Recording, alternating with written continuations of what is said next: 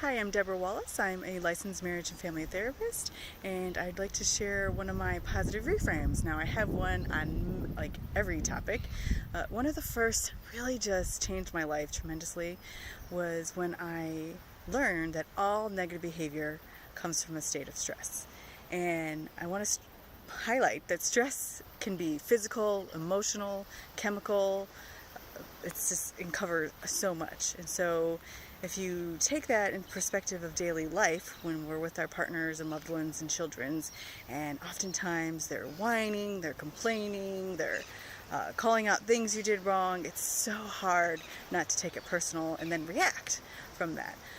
Yet when I learned about the stress model and definitely how we process stimulus through our central nervous system, and if we perceive someone attacking us, some sort of threat to us, we're naturally just going to react either from fight, flight, or freeze. And yet, if you can take a moment to take a deep breath, take a step back, and oftentimes what I found is that our loved ones, when they're acting in these ways that are so frustrating and hard to manage, that they're usually stressed about something. There's something about in their day that we don't know about, or even if we know about it, they are definitely processing something in their mind, body, and heart and spirit, and they don't have the words, or they might not even realize how much it's affecting them, but it comes out in behavior. So it's just so important to realize that when all negativity, conflict, tension, distress, there's something that you don't know, that you don't see, that's stressing that person or that system, creating a negative outcome. And I want to stress, I don't believe that all stress is bad. We actually do need stress.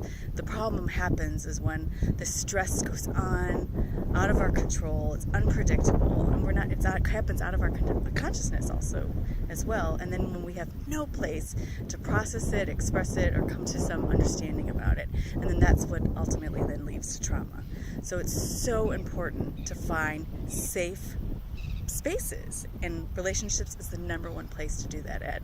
And I know it's so hard. I'm a therapist. I've been doing this since 2001, and I still take things personal, and I still get that wow, ouch, and when I feel it, I notice it, and then I take a deep breath.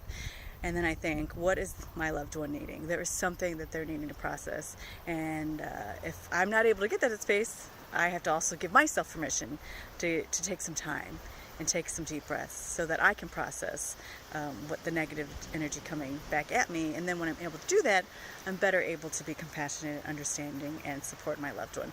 But I first have to do that for myself before I can offer that to everyone else. So thank you for listening. That's my positive reframe for today. Take wonderful care.